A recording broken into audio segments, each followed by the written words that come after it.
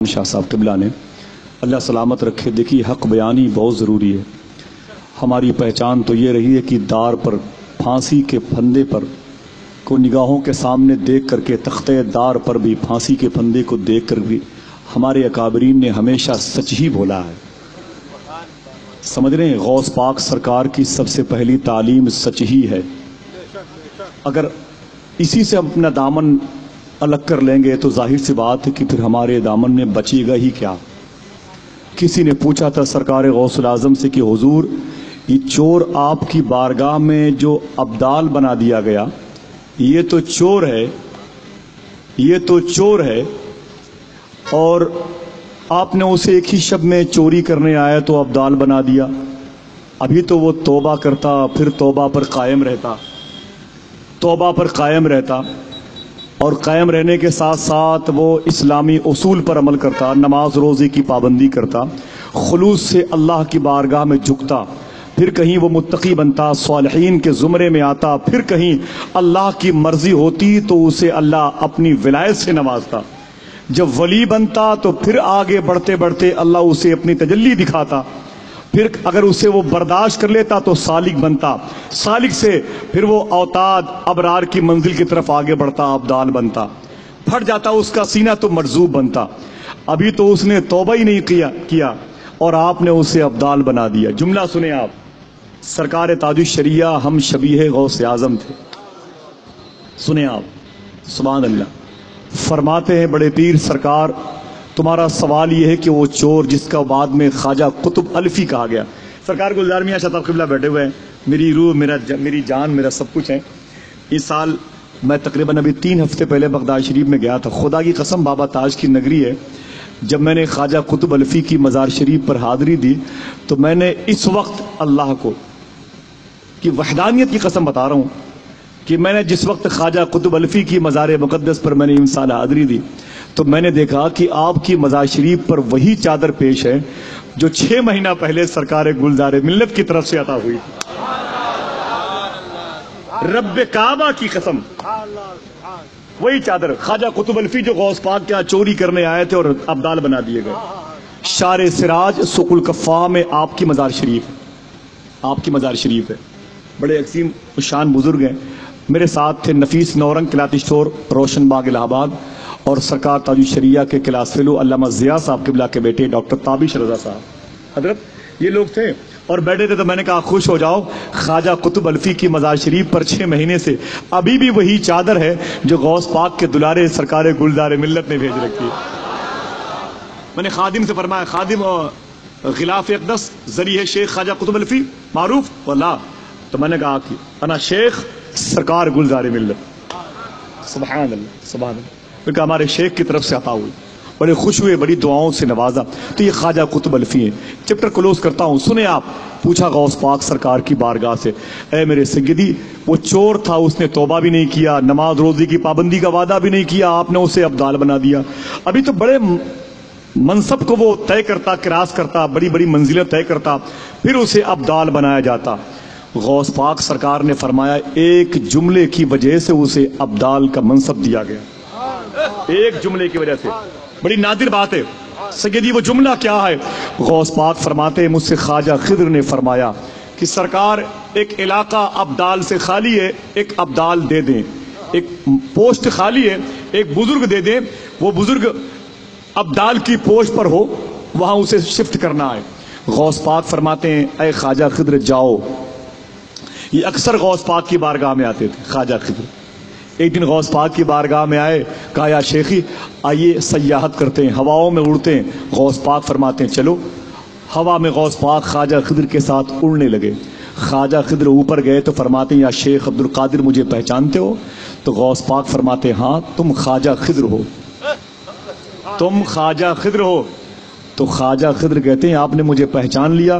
تو غوث پاک فرماتے ہیں میں عبد القادر جیلانی ہوں، میں نے تو پہچان لیا لیکن تم مجھے نہیں پہچان سکتے، تم مجھے نہیں پہچان سکتے۔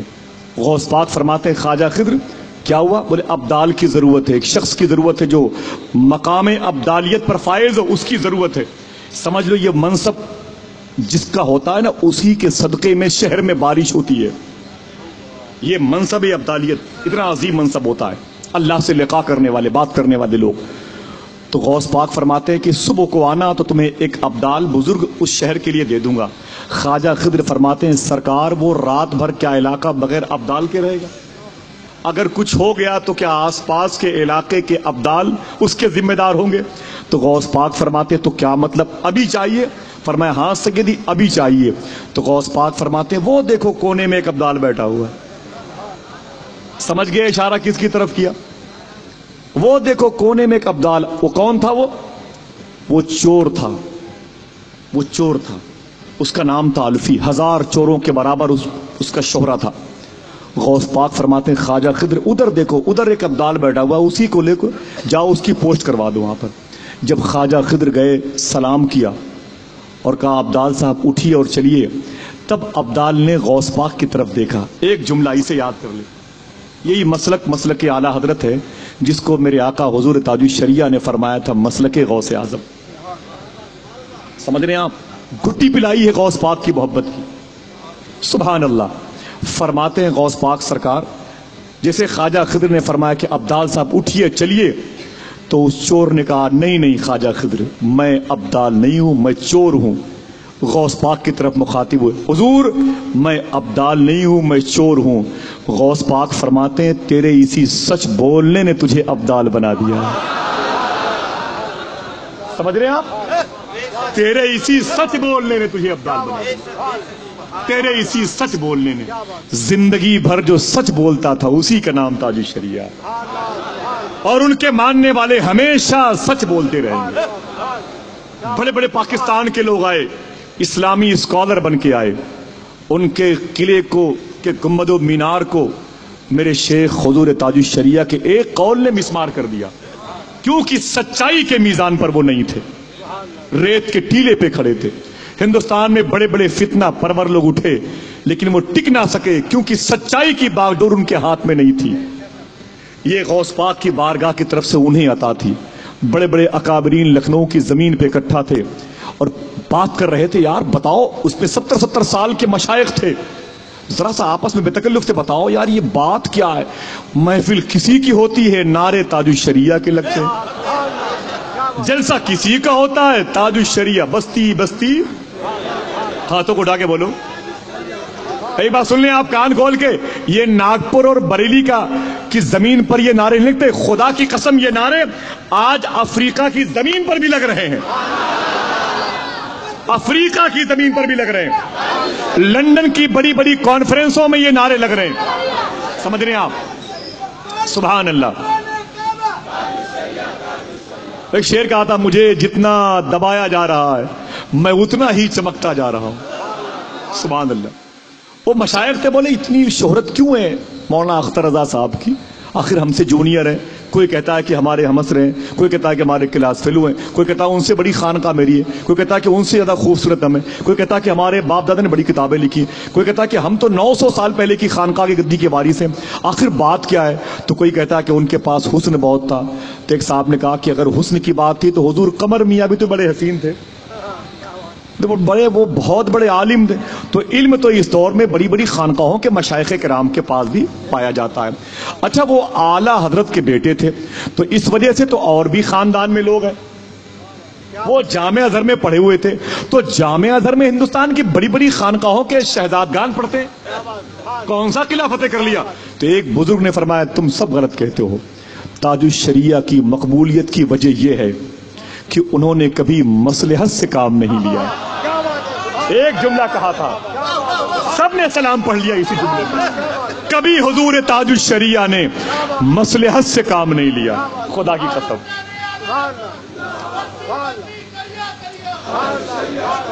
سبحان اللہ. تاج الشریعہ، تاج الشریعہ. ان کی خاموشی سے کچھ لوگ فائدہ نہ اٹھائیں. سرکار اعلیٰ حضرت سے ملنے کے لیے مصر ایران کے ایمبیسڈر سے مل کر وہاں کا مجتہد آیا تھا شیعہ کہ دیکھیں مولانا احمد رضا کیسا ہے، جس کی تقریر کی دھوم پوری دنیا مچی ہوئی ہے. علامہ حسن بریلوی نے کہا کون؟ کہا کہ میں ایران کے ایمبیسڈر کا بڑا خاص آدمی ہوں، ایمبیسی سے آیا ہوں ایران سے، صرف ہندوستان آیا ہوں مولانا احمد رضا کو دیکھنے کے لیے، مجھے دکھا دیجئے. علامہ حسن صاحب فرماتے ہیں یہ منجلے بھائی اعلیٰ حضرت کے، اے میرے بڑے بھائی آقا اعلیٰ حضرت، وہ دیکھو ایران سے ایک شیعہ بہت بڑا عالم ہے، وہ کہہ رہا ہے وہ آپ کو دیکھنا چاہتا ہے۔ فرماتے ہیں یہ چہرہ صرف نبی کو دیکھنے کے لیے نہیں ملتا۔ کہا کہ میری خواہش ہے آپ اسے بات نہ کرنا خدا کے واسطے، صرف اسے بیٹھنے دیجئے۔ فرمایا یہ بھی نہیں ہے۔ کہا میری دلی خواہش ہے اسے صرف بیٹھ جانے دیجئے۔ بہت تکلیف محسوس کی اندر سے اعلیٰ حضرت نے، قلم رکھ دیا، کہا بلاؤ اس کو بلاؤ، اس سے کہتے ہیں مجھ سے بات نہ کرے گا مجھ سے، اس کو بلاؤ۔ جب ایران کا وہ مجتہد، اپنی جماعت کا بہت بڑا عالم، خدا کی قسم جس کا عقیدہ خراب ہوتا ہے وہ بہت بڑا کبھی ہوتا ہی نہیں، اپنی جماعت کا خود ساختہ عالم تھا، وہ آ کے بیٹھ گیا، بات کرنے کی خواہش لے کے آیا تھا، لیکن اتنا پریشر تھا اعلیٰ حضرت سرکار کے چہرے پہ کہ اس کی ہمت نہ پڑی، وہ بیٹھا رہا اور کنکھیوں سے دیکھتا رہا اعلیٰ حضرت کو، اور اعلیٰ حضرت بیٹھے بیٹھے چہرہ مبارک جھکائے ہوئے جلال کی کیفیت میں کبھی اندر باہر اپنی کیفیت کو ظاہر و باطن میں لاتے اور پھر اندر کرتے، عجیب کیفیت تھی۔ اس کو احساس ہوا کہ شاید میرے بیٹھنے سے ان کو تکلیف ہو رہی ہے، یہ مجھ سے بات بھی نہیں کرنا چاہتے اور میری ہمت بھی جواب دے گئی ہے۔ وہ اٹھا، اس نے کہا مجھے اجازت دیجیے، اور باہر آیا۔ علامہ حسن سے کہتا ہے بہت بہت شکریہ، میں نے ان کو دیکھ لیا، بات وہ نہیں کرنا چاہتے اس لیے میں چلا آیا۔ علامہ حسن بریلوی اعلیٰ سرکار کے مجلس سکے بھائی اندر گئے، کہا آقا آپ نے اجازت دی لیکن اس سے آپ نے بات نہیں کی، چہرہ بھی آپ کا بڑے جلال کے بڑے ہی غصے کی کیفیت میں تھا۔ اخلاقی فریضہ تھا کہ ذرا سا اس کی طرف مخاطب ہوتے کچھ بات کر لیتے۔ فرماتے ہیں اعلیٰ حضرت میرے اندر کا جو جلال تھا یہی میرا اخلاق ہے، یہی میرا اخلاق۔ اللہ الصمد، احمد رضا کی آنکھیں صرف مدینے والے کو دیکھنے کے لیے، صرف غوث اعظم کو دیکھنے کے لیے، پیشانی کی لکیریں صرف اللہ کے نبی کے عشاق کے پاکیزہ خیالات کو اپنے دلوں کے لہو کے شریانوں میں داخل کرنے کے لیے دی گئی ہیں، کسی اور کے لیے نہیں۔ وہی تاثر رب قدیر نے سرکار تاج الشریعہ کو عطا فرمایا، کبھی سمجھوتا نہ کیا، خدا قسم پوری دنیا ایک طرف ہو جاتی رہی، کسی مسئلے میں کبھی سمجھوتا نہ کیا۔ نرسمہا راؤ جیسا شخص ہندوستان کا پی ایم آ گیا، بریلی شریف کی گلیوں میں اس پر جوتوں کی بارش کی گئی، صرف اس لیے کہ اس نے اللہ کے گھر کو منہدم کرنے کا صحرا اس ظالم کے سر تھا۔ حکومت کے خلاف جب آئے تو آتے چلے گئے، بڑے بڑے خود ساختہ آوارگی کے ماحول میں جینے والوں کے قلم کی روشنائی ختم کر دی اعلیٰ حضرت کے اس لاڈلے نے۔ اللہ اس دربار کے کتوں کا جھوٹا عطا فرمائے جس دربار کو دربار محلہ سوداگران کہتے ہیں۔ سبحان اللہ، میرے شیخ کے نام سے منسوب یہ محفل ہے، اور پھر محفل کی سرپرستی بھی کس نے کی ہے؟ جو تاج الشریعہ کی آنکھوں کا نور ہے ماشاءاللہ۔ سبحان اللہ، حضرت کے سامنے دل نہیں کہتا یہ کہتے ہوئے کہ حضرت نہ رہے۔ سبحان اللہ، آج بھی وہ ہمارے دلوں میں موجود ہیں، اور اس منبر پر تاج الشریعہ سرکار موجود ہیں بصورت سرکار گلزار ملت۔ سمجھ رہے ہیں آپ؟ خدا کی قسم اس وقت جو یہ اسماعیلی خانقاہ ہے، یہ دوسرا بریلی شریف، وہ خطہ بریلی شریف کا ہے اور بریلی شریف کا خطہ مسولی شریف کا ہے، یہ دونوں بغداد کے ٹکڑے ہیں، بغداد کے۔ جب بھی ان بزرگوں نے اپنے ہونٹوں کو وا کیا ہے، غوث پاک کی محبتوں کے علم کو بلند کیا، یہی وجہ ہے کہ جس راہ سے گزرے، پہلی مرتبہ دیکھا میں نے ادھر میسور کرناٹک کے علاقے میں، پہلی مرتبہ گئے تاج سرکار گلزار ملت، وہاں بھی نعرے بازوئے تاج الشریعہ آمد گلزار ملت، وہاں بھی نعرے۔ ان کا حضور یہ اس علاقے میں کب آئے؟ اس سے پہلے فرمایا للہ کبھی نہیں آیا، پہلی مرتبہ آیا ہوں۔ میں نے کہا خوشبو پہلے آ گئی ہے، جو غوث کا ہو گیا پوری دنیا اس کی ہو گئی ماشاءاللہ۔ میں بہت بہت مبارکباد پیش کرتا ہوں اپنے ان بھائیوں کو، بہت میرے مختصر سے یہ زندگی سے جڑے ہوئے احباب ہے، صدام بھائی اور ساحل صاحب ان کے برادران، جیسا بتایا شاہ جی بھائی نے، 15-17 سال عمروں کے بچے ہیں جنہوں نے سرکار غوث اعظم کی محبت کو بلا لیا، ان کی کرامت کو بلا لیا ہے، اور ذکر تاج الشریعہ سے فیض تاج الشریعہ کو دعوت دے دی ہے۔ میں مبارکباد پیش کرتا ہوں، اور بڑے ادب اور احترام کے ساتھ اب بچی ہوئی جو مقبول ساعتیں ہیں جس کو ہم ساعت مستجاب کہتے ہیں، اس کا استعمال بھی 15 سے 20 منٹ کے اندر، جو 1-2 آوازیں، اس کے بعد آخری خطیب، پھر سرکار گلزار ملت کے قدم کی بہاریں انشاءاللہ برکت والے سکے کی صورت میں تقسیم ہوگی، جو ہمارے شعور کی مملکت میں رائج ہوگی۔ میں گزارش کرتا ہوں ثنا خان رسول جناب محترم عبد الرحمان صاحب